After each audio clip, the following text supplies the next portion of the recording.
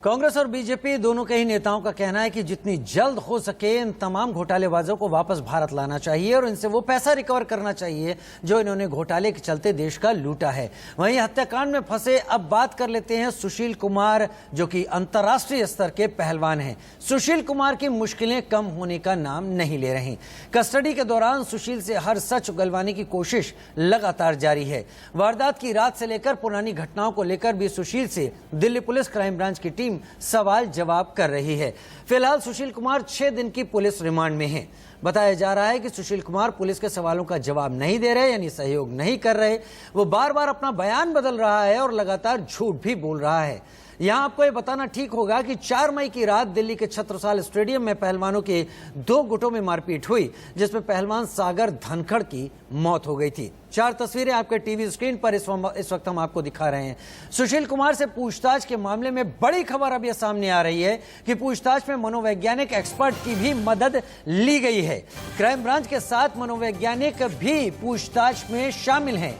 मनोवैज्ञानिक एक्सपर्ट के सवालों से सुशील कुमार अब डरा सहमा महसूस कर रहा है, क्योंकि उसे लग रहा है कि वो जिस तरीके से इन सवालों में फंस रहा है, उसके चलते जो भी बातें वो छुपाना चाहता है वो ज्यादा देर तक छुपी नहीं रह पाएंगी।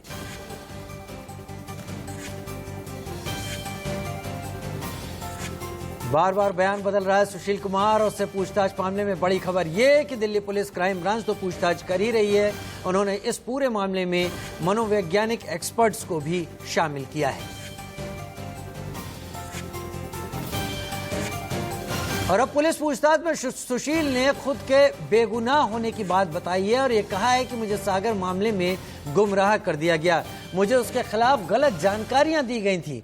सागर धनखड़ को मैं सिर्फ डराना चाहता था, जो बड़ी खबर सामने आ रही है। आखिर मैं किसी की हत्या क्यों करूंगा? मैं किसी की हत्या करने की कभी सोच भी नहीं सकता। न मैं किसी गैंगस्टर के साथ रहा हूं और न ही किसी गैंग का समर्थक हूं। साजिश के तहत मुझे फंसाया गया है, ऐसा सुशील कुमार का कहना है। लेकिन जो वीडियो उस दिन का पुलिस के हाथ लगा है वो कुछ अलग ही कहानी कहता है।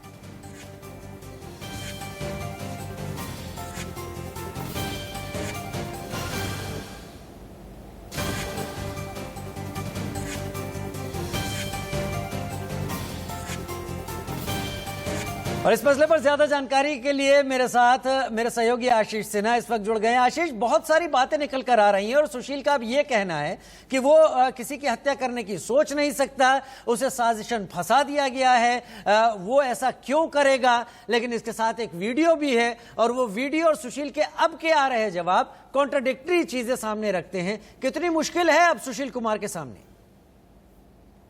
सुशील कुमार अपने जवाब को लगातार बदल रहा है। पहले सुशील कुमार ने ये कहा था कि हम केवल धनखड़ को डराना चाहते थे, इसीलिए हमने ये वीडियो बनाया था ताकि हम उसे डरा सके। लेकिन अब सुशील कुमार ने आज जो पुलिस के सामने बयान दिया है उसमें अपने बयान को सुशील कुमार ने बदल दिया है। सुशील ने कहा कि मैं बेगुनाह हूं, मैं सागर के मसले पर मुझे गुमराह किया गया, साथ ही मुझे गलत जानकारी दी गई।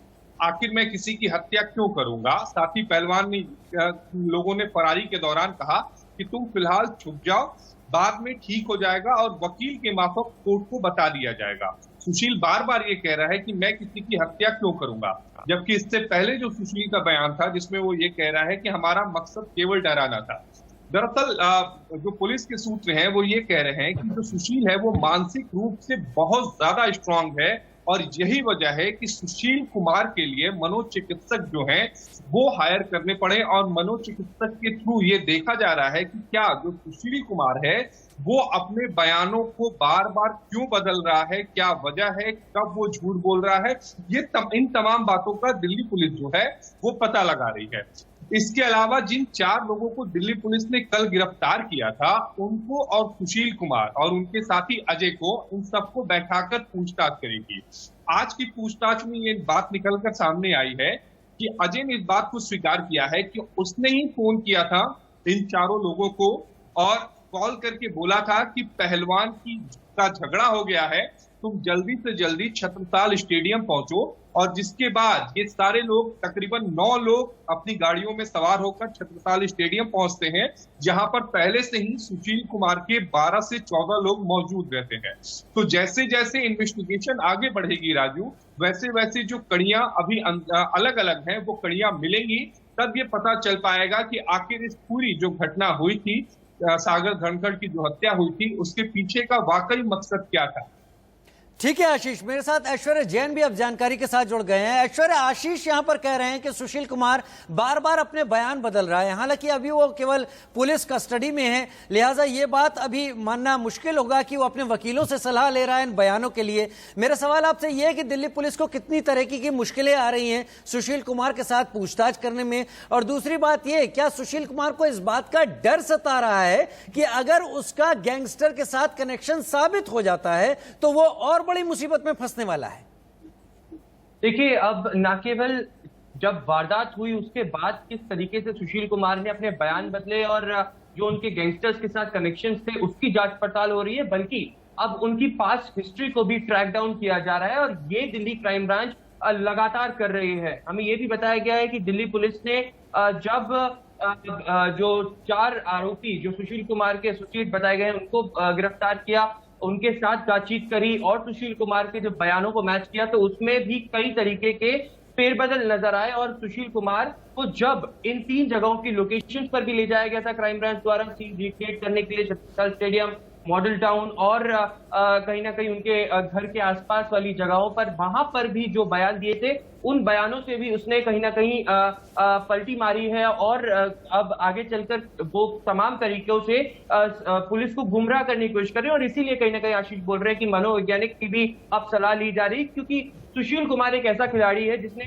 जब बीजिंग में ब्रोंज ओलंपिक मेडल जीता था उसके बाद उन्होंने विदेश जाकर कई तरीके की मानसिक ट्रेनिंग भी ली है, यानी मेंटल ट्रेनिंग भी ली है। और ये देखते हुए बड़ा सख्त हो जाता है कि किस तरीके से एक खिलाड़ी अपना मनोबल बढ़ाने के लिए ये तमाम चीजें करता है, और वो अब क्योंकि सलाखों के पीछे है वो इसी का इस्तेमाल भी कर रहा है। पुलिस लगातार गैंगस्टर्स के कनेक्शन को खंगालने की कोशिश कर रही है। हालांकि सुशील कुमार का कहना है कि वो सिर्फ जब लड़ाई हुई थी तो बीच बचाव करने के लिए वह रात को पहुंचे थे, क्योंकि वो वहां छत्रसाल स्टेडियम में ओएसडी हैं और उनके नेतृत्व में ही वहां पर सब चीजें और सारे कार्य होते हैं। तो इन तमाम चीजों को लिंकअप करने के लिए अब पुलिस की कार्रवाई आगे बढ़ रही है। आशीष, पुलिस की कार्रवाई तो आगे बढ़ रही है, यहाँ पर कोर्ट में, अदालत में सुशील जिस तरीके से बयान बदल रहा है उसको देखते हुए अदालत में पुलिस के लिए कितना मुश्किल होने वाला है ये साबित कर पाना कि सुशील दरअसल इस पूरी साजिश के सूत्रधार थे, इसके हिस्सा थे और लगातार इसको एग्जीक्यूट करने में भी उनका रोल रहा है। लेकिन जो बयान सुशील दे रहे हैं वो सुशील के वकील उनके डिफेंस में इस्तेमाल कर सकते हैं कि सुशील ने तो कभी इस बात को नहीं माना कि वो कहीं भी इस पूरे मामले में इन्वॉल्व थे। देखिए, अगर जो अभी पुलिस के सामने बयान दर्ज किया जा रहा है, हालांकि वो अदालत में एडमिनिस्टर नहीं होता राजू, आप इसको अच्छी तरह से जानते हैं कि जब तक 64 का बयान दर्ज ना हो, तो अभी जितनी भी बातें सुशील कुमार पुलिस वालों के सामने कह दें, अदालत में अगर वो जाके ये बातों से मुकर जाते हैं तो उसका कोई महत्व नहीं। मैं 1 मिनट के लिए आपको रोकूंगा।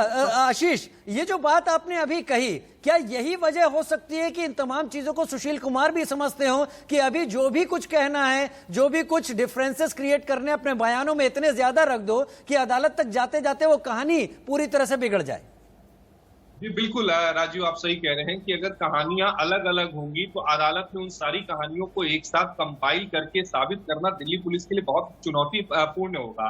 चूंकि अभी दिल्ली पुलिस को केवल 6 दिन की सुशील कुमार और अजय की रिमांड मिली है और शनिवार को जब इनको पेश किया जाएगा तो दिल्ली पुलिस यकीनन इनकी रिमांड को बढ़ाने की मांग करेगी। जब रिमांड को बढ़ाने की मांग करेगी तब अदालत इनसे ये पूछेगी कि आपने 6 दिनों की पूछताछ तो की है, उन 6 दिनों की पूछताछ में आपने क्या निकाला, क्या आपको जानकारियां हासिल हुई है, तब दिल्ली पुलिस को अदालत में बताना पड़ेगा। लेकिन सबसे अहम बात यहाँ पर यह है कि अभी तक जो मर्डर का वेपन है वो रिकवर नहीं हुआ है, अभी तक कोई ठोस एविडेंस नहीं मिला है। जरूर कुछ गवाहों के बयान दर्ज किए गए हैं, लेकिन एक बहुत जो पुख्ता एविडेंस की जो बात की जा रही है वो अभी सुशील कुमार के खिलाफ नहीं मिला है। तो ऐसे में रिमांड के लिए एप्लीकेशन तैयार करना और रिमांड का मंजूर होना थोड़ा मुश्किल है। देखना होगा शनिवार को जब सुनवाई होगी तो दिल्ली पुलिस की तरफ से क्या नए तर्क रखे जाते हैं और इन 48 घंटों में यानी शनिवार से पहले दिल्ली पुलिस को पूछताछ में और क्या मिलता है। ऐश्वर्या, ऐसे कितने दिल्ली पुलिस के इन्वेस्टिगेशन अब तक रहे हैं, दिल्ली पुलिस के सूत्रों के आप टच में रहे होंगे, तमाम लोग जो जांच में लगे हुए हैं, जहां पर दिल्ली पुलिस को मनोवैज्ञानिक एक्सपर्ट को शामिल करने की जरूरत पड़ती होगी।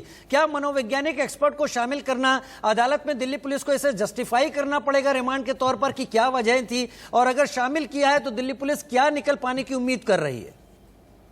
देखिए, खासतौर पर ऐसे लोगों को जो कहीं ना कहीं मीडिया के टच में रहे हो, पब्लिक इन्फ्लुएंशियल रहते हैं, हमेशा लोगों के करीब रहते हैं और ज्यादा तादाद में लोगों से बातचीत करते रहते हैं, एक इन्फ्लुएंशियल पोजीशन पर भी रहते हैं, वो अपने डिफेंस में इन सारी तमाम चीजों को रखते हैं और उनका जो मानसिक संतुलन होता है वो बहुत स्ट्रांग होता है। इसी वजह से दिल्ली पुलिस का कहना है कि इस बार सुशील कुमार क्योंकि बार बार अपने बयान बदल रहा है और उसको पता है कि किस तरीके से इस पूरे केस को आगे बढ़ना है। उनकी मां ने भी एक पिटीशन फाइल करी हाईकोर्ट में जिसमें उन्होंने कहा है कि मीडिया ट्रायल नहीं होना चाहिए।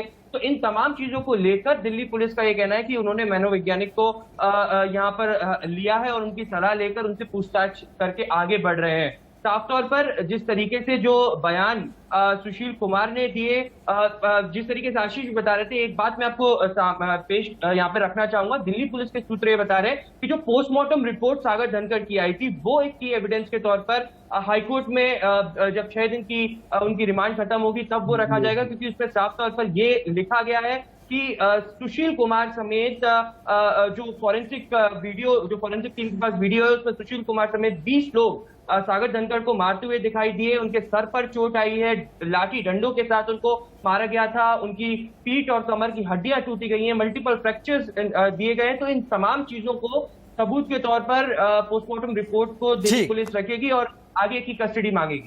ठीक है ऐश्वर्या, आशीष, आप दोनों से बातचीत करके एक बात तो दर्शकों तक पहुंचाना आसान हो गया। अगर सुशील कह रहे हैं कि उन्होंने जानबूझकर नहीं किया, उन्हें गलत जानकारी दी गई थी, तो वीडियो क्यों बनवाया गया? और इससे पहले जो बयान सामने आए थे कि केवल डराना चाहते थे, यानी सुशील कुमार संलिप्त तो थे, वो ये दिखाना चाहते थे कि रिंग के साथ साथ तमाम दूसरे कामों में भी उनका दखल है और उनकी ताकत को चुनौती देना आसान नहीं। खैर, दिल्ली पुलिस के लिए अदालत में साबित करना कितना आसान होता है, इसके लिए थोड़ा वक्त जरूर लगे। बहुत शुक्रिया आशीष और ऐश्वर्य तमाम जानकारियां साझा करने के लिए। वहीं इस वक्त एक छोटे से ब्रेक का वक्त तो चला है, लेकिन ब्रेक पर जाते जाते इस वक्त की सुर्खियां आपके लिए।